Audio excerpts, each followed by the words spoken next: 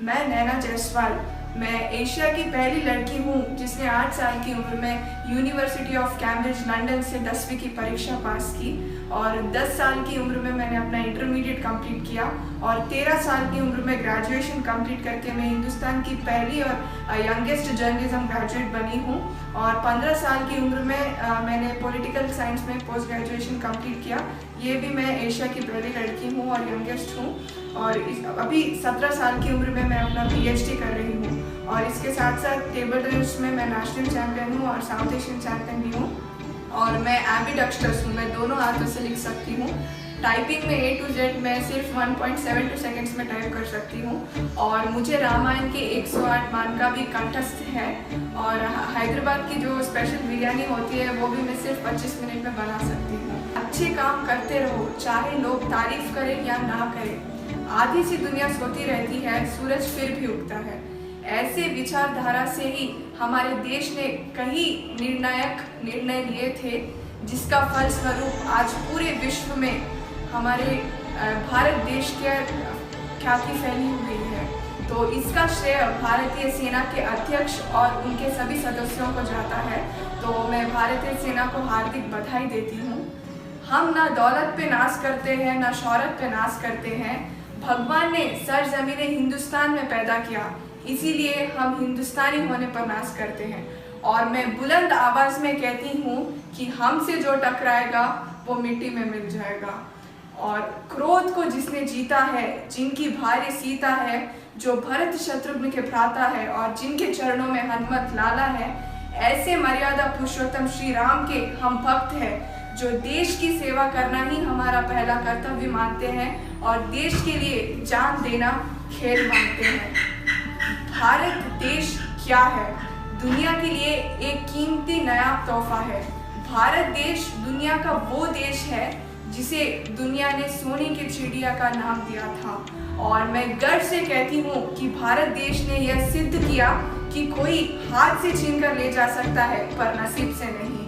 अंग्रेजों ने हमें इतना लूटा, फिर भी आज हम आन बान और शान के साथ कह सकते हैं कि चाहे वो अमेरिका हो या रूस हो, हमारा देश सबसे बड़ा लोकतंत्र देश है।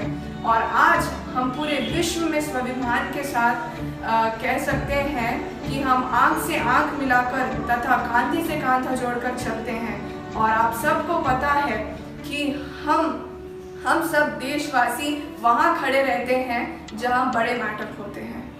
भारत देश वो देश है जिनकी प्रार्थनाओं में प्रभु श्री राम की कृपा बरसती है। इसलिए हमारे देशभक्तों का मानना है कि समस्या के बारे में सोचने पर बहाने मिलते हैं और समाधान के बारे में सोचने पर रास्ते मिलते हैं। इसीलिए जिंदगी को आसान नहीं, बस खुद को मजबूत बनाना पड़ता है, क्योंकि उत्तम समय कभी नहीं आता, समय को उत्तम बनाना पड़ता है। और खिलाड़ी हो या लेखक, कलाकार हो या वैज्ञानिक, कितना भी प्रसिद्ध हो, तारीफ उसके हुनर से होती है। और चाहे वो कितना भी बड़ा हो, उसकी जो कितना भी बड़ा हो, उसका जो तारीफ होती है, वो उसकी जो कद्र होती है वो हिंदुस्तानी होने पर होती है। इसीलिए हर वो देशवासी अपने हिंदुस्तानी होने पर गर्व करता है। और समझो तो हिंदुस्तान हमारा जो देश है वो एक मंदिर है और इसमें कुछ नियम होने चाहिए। अच्छे संस्कार की देशभक्ति होनी चाहिए, एक दूजे में स्नेह की शक्ति होनी चाहिए और दिलों में देशभक्ति की भावना होनी चाहिए।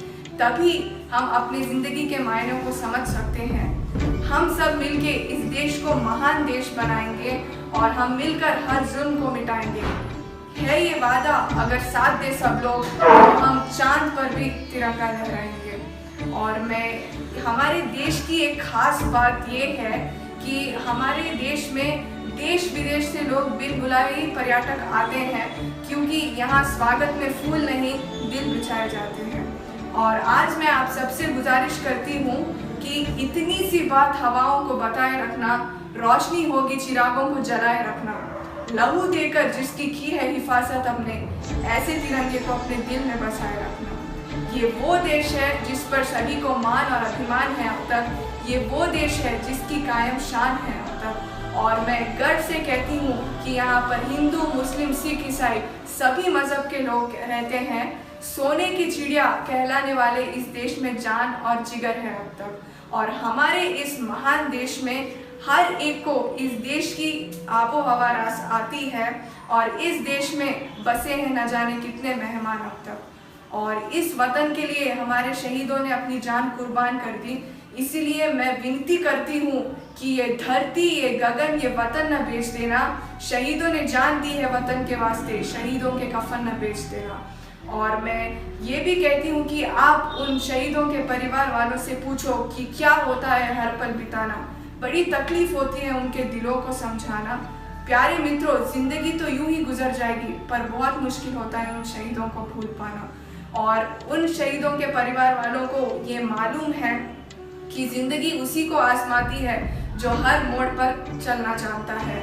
और कुछ पाकर तो हर कोई मुस्कुराता है, पर जिंदगी उसी की होती है जो सब होकर भी मुस्कुराना चाहता है। तो आज हम सब प्रण कर लें कि आज़ादी की कभी शाम न होने देंगे, शहीदों की कुर्बानी बदनाम न होने देंगे। जब तक बची है एक भी बूंद लहू की रगों में, तब तक भारत माता का आंचल नीलाम न होने देंगे। और मैं ये भी कहती हूँ कि कुछ नशा तिरंगे की आन का है और कुछ नशा मातृभूमि की शान का है। हम लहराएंगे ये तिरंगा हर जगह, क्योंकि ये नशा तो हिंदुस्तान की शान का है।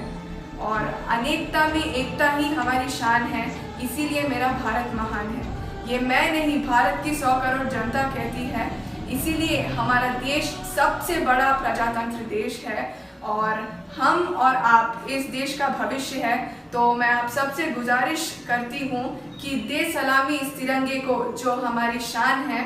सर हमेशा ऊंचा रखना इसका जब तक इस शरीर में जान है। और मैं भारत माता की बेटी हूँ और ये मानती हूँ कि दिन है तो रात भी होगी, बादल है तो बरसात भी होगी।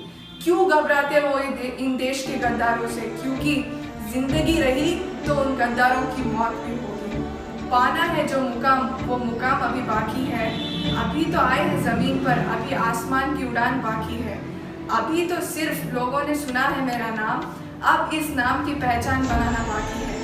ऐसे इरादे से जब मैंने सरजमीन पाकिस्तान में हमारा तिरंगा लहराया, कसम भारत माता की, ऐसा मज़ा मैंने कभी नहीं पाया।